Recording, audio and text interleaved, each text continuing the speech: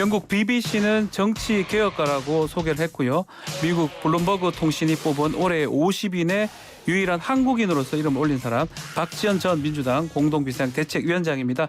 20대 청년으로 거대 정당의 당대표 역할을 하는 동안 일거수일투족이 아마 세간의 화제가 됐고 큰 파장을 일으켰는데요. 또 최고로 펴낸 82일간의 정치 여정 직접 들어보는 시간 갖겠습니다.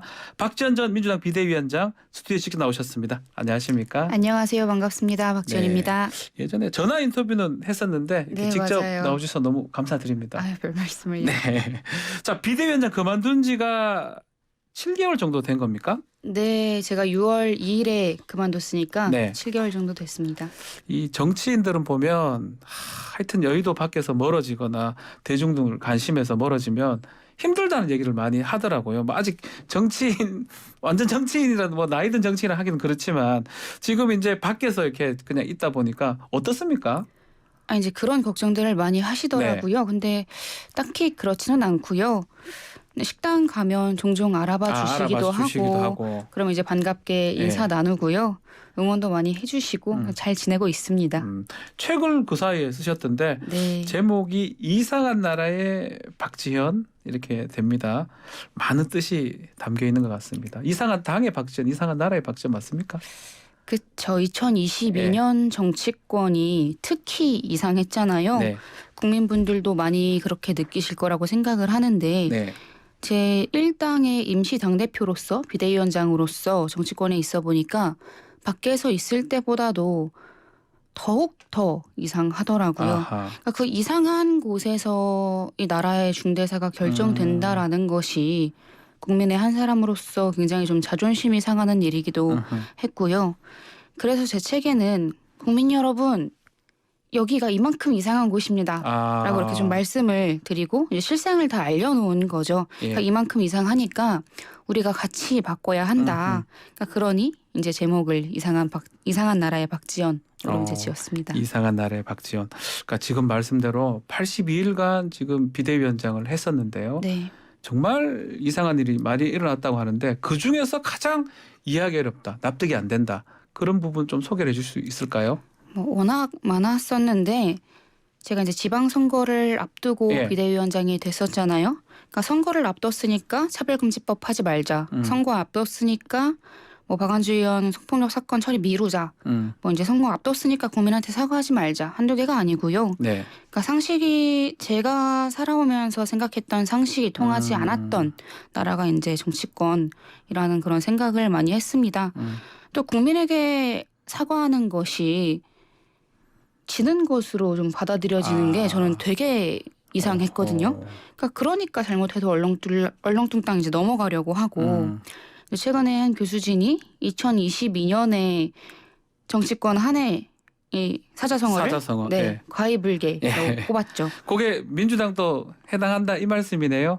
그렇죠. 이제 올해만 그런 건 아니지만 유독 올해가 여야 모두 심했다라고 이제 생각이 듭니다. 잘못됐지만 고치지 않으려 한다라는 게 민주당도 마찬가지인데 정치 아니면 보면서 느꼈는 게 선거 앞이니까 이거 바꿔야 되는 것도 안 바꾸고 사과해야 되는 것도 사과하지 않고 이런 부분이 가장 이해가 안 됐다 이 말씀이네요. 네, 맞습니다. 자, 요 얘기도 있더라고요. 말의 항의는 계속되는데 행동이 없는 민주당 또 국민은 별로 무서워하지 않고 이른바 강성 팬덤만 무서워한다. 이게 좀 이상하다. 그래서 이곳은 나한테는 이상한 토끼굴이다. 이런 내용들도 책에 있더라고요. 근데 스스로 토끼굴로 간 거잖아요. 어쩌면. 후회한 적도 있을까요? 그러니까 이상한 나라의 앨리스가 이제 그 토끼굴이라는 상식적으로 이제 이해되지 않고 논리로 설명되지 않는 나라를 간 거잖아요. 그렇죠. 그러니까 저에게 정치권은 그런 곳이었고 그 토끼굴에서 하나같이 사람들이 저에게 이제 얘기를 했던 게 여의도 문법으로는 해석되지 않는 사람이다. 이런 이야기를 되게 많이 들었어요. 근데 후회는 하지 않고요. 저는 기득권 정치 또 이제 적대적 공존을 하는 정치를 바꿔야만 국민을 위한 정치가 바로 선다고 생각을 합니다. 그러니까 제 책은 이제 곧 그 이상한 토끼굴이 어떤지 국민께 알리는 책이고 있는 그대로를 보여드리면 진단은 국민들께서 하시리라 생각을 합니다. 그러면 이제 진단에 맞게 수술도 하시겠죠. 이제껏 뭐 아니면 도를 선택할 수밖에 없었던 것은 정보가 불투명했다.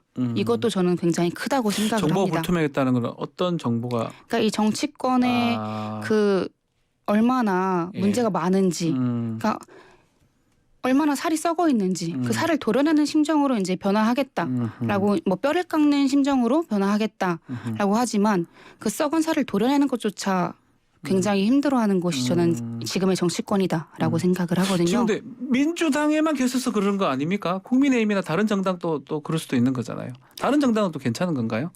그건 안 가봤으니까 모른다 이 말씀인가요? 아니요. 예. 이제 사실 그 안에 있어 보면 다 알잖아요. 또 이제 국민의힘이나 뭐 다른 뭐 정의당이나 정의당. 예. 네, 뭐 계신 분들 만나면 얘기하는 게 거의 비슷하더라고요.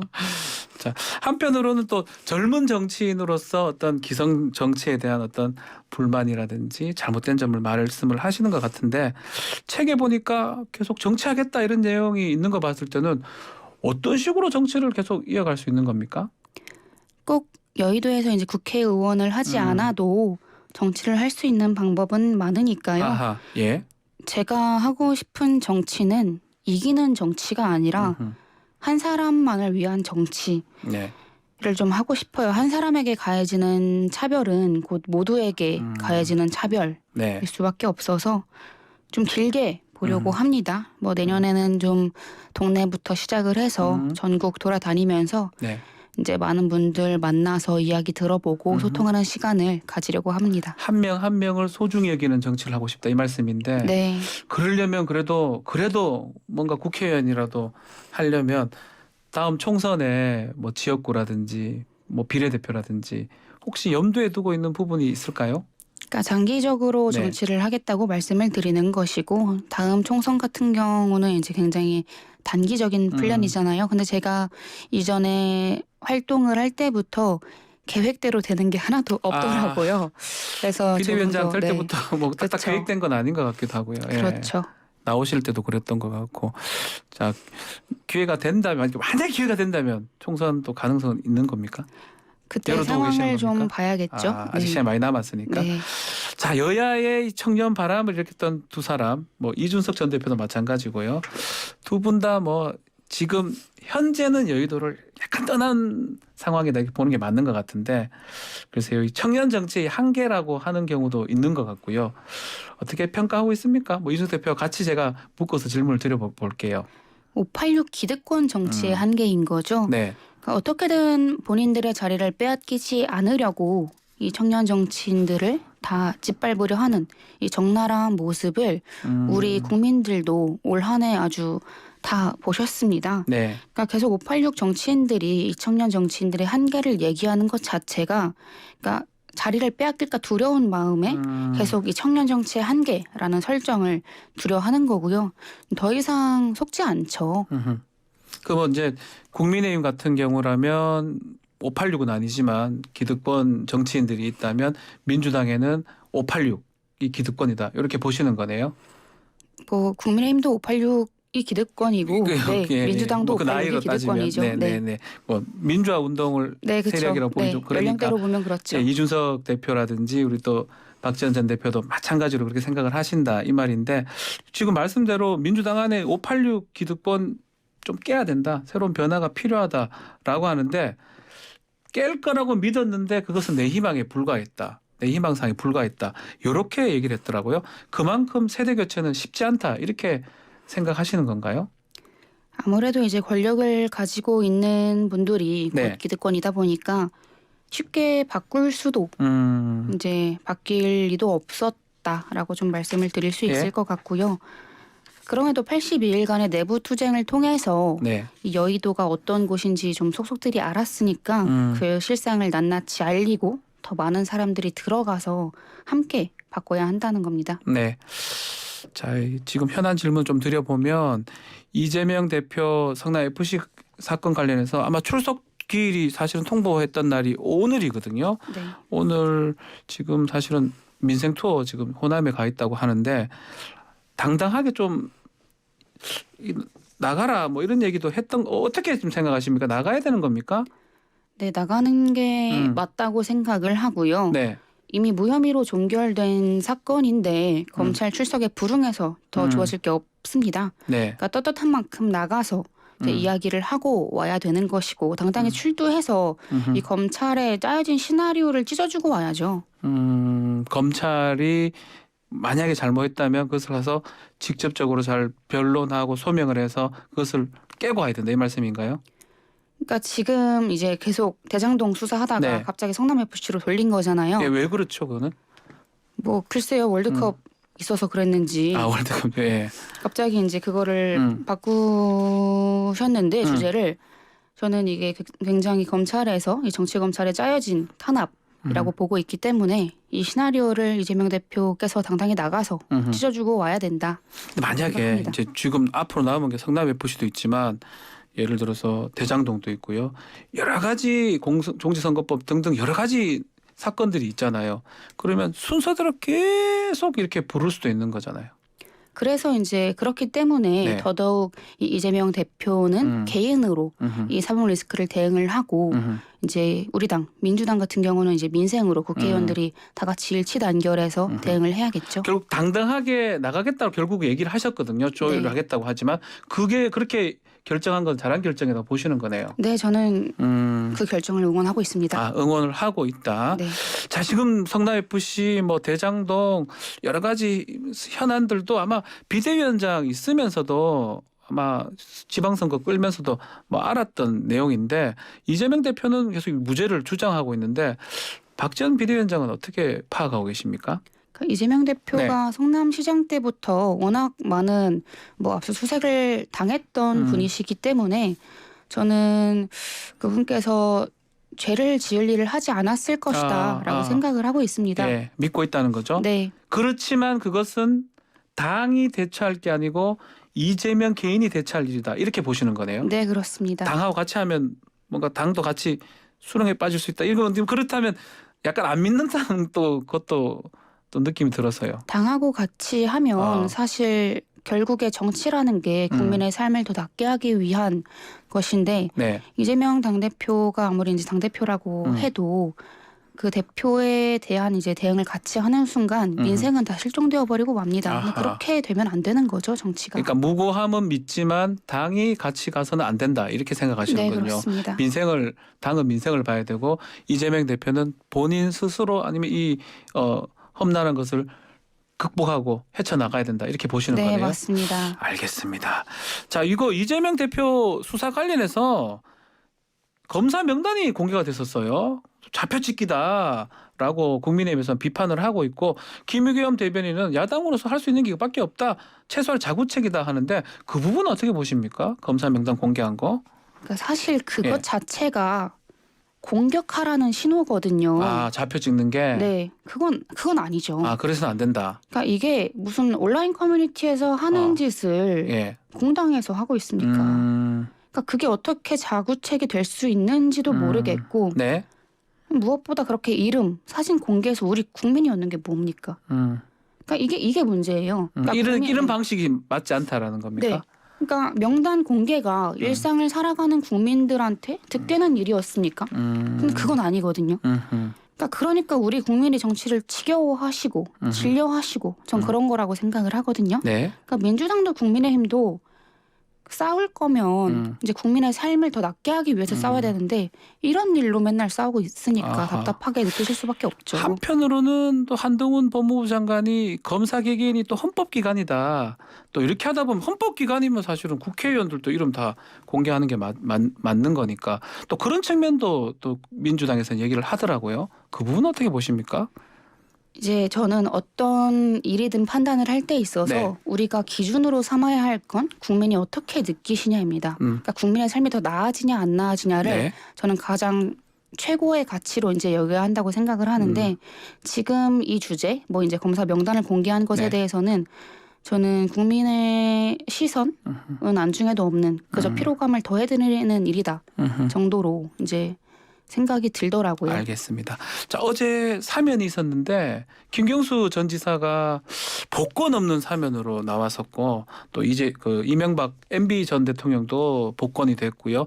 여러 뭐 예전에 그 박근혜 정부 때 또 이명박 정부 때 사람들이 대부분 복권이 됐습니다. 사면 어떻게 보셨습니까? 윤석열 정부의 첫 사면. 그러니까 윤석열 대통령이 국민 통합이다 뭐 이렇게 얘기를 하시는데 그 그림은 사기죠. 그러니까 범죄자 이명박 전 대통령 풀어주면서 야당 인사 다 잡아가려고 하고 이게 무슨 국민 통합입니까? 그러니까 김 전 지사도 사실 이제 어떻게 보면 수단으로 이용을 한 것이고 구색 맞추기라고 민주당은 표현을 네, 하던데요. 그렇죠. 구색 맞추기죠. 근데 당의 이제 국민 통합이 아니라 보수 통합을 하시려고 이제 한 것 같다고 이제 판단이 되고요. 김 전 지사 같은 경우는 이제 이재명 대표를 흔드는데 이용하는 분들이 있을 것 같아서 약간 우려가 듭니다만 네. 이제 김 전 지사가 그렇게 이용당할 분 절대 아니라고 생각을 하고요. 오히려 당의 통합에 분명히 도움 주실 거라고 믿고 있습니다. 그럼 김경수 전 지사가 앞으로 해야 될 일이 어떤 것인지 그리고 우리 박지원 전 비대위원장 한번 만나볼 의향도 있는 겁니까? 뭐 만나주신다면 좋죠. 만나주신다면 네. 뭐 어떤 역할 통합 당의 통합 네, 당의 통합을 위해서 네, 역할을 해주실 거라고 생각합니다. 예 알겠습니다. 자 윤석열 정부 이제 8개월 됐는데요. 또 잘한 점 못한 점을 한번 꼽는다면 어떤 걸 꼽을 수 있을까요? 네, 잘한 점은 이제 두 가지 정도가 생각이 두 가지요? 나더라고요. 네. 인혁당 피해자에게 이제 부과된 지연이자 면제하라고 한 거랑 예. 또 이제 제주 4.3 사건 직권 재심 청구 대상 확대한 거 정도.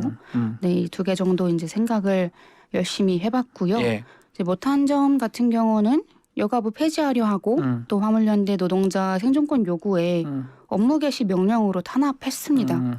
또 김진태 지사발 레고랜드 사태, 부자 감세에 이제 앞장서기, 또 이태원 12구 참사에 대한 공식 사과도 책임도 지지 않으려 하면서 지금까지도 끝까지 제 식구 챙기기만 이제 앞장서고 있잖아요. 그러니까 무엇보다도 이제 심각한 것은 윤석열 대통령이 반쪽 대통령이라는 거죠. 이제 최근에 이제 방금도 사면 이야기를 했지만 네. 이제 국민 통합한다면서 본인이 잡아넣었던 보수 인사랑 예. 국정농단 연루자 다 풀어주고 있잖아요. 그러니까 온갖 이런 야당 대표 잡아놓겠다고 이제 온갖 짓을 다 하면서 이제 뇌물 범죄자 이명박 전 대통령을 풀어주는 게 국민 통합이라고 말을 할 수 없죠. 맞지 않다 이 말씀이네요. 네. 알겠습니다. 자, 뭐 오늘 하여튼 이렇게 인터뷰해 주셔서 너무 감사한데 책이 좀 많이 팔렸으면 좋겠습니까? 네, 그럼요.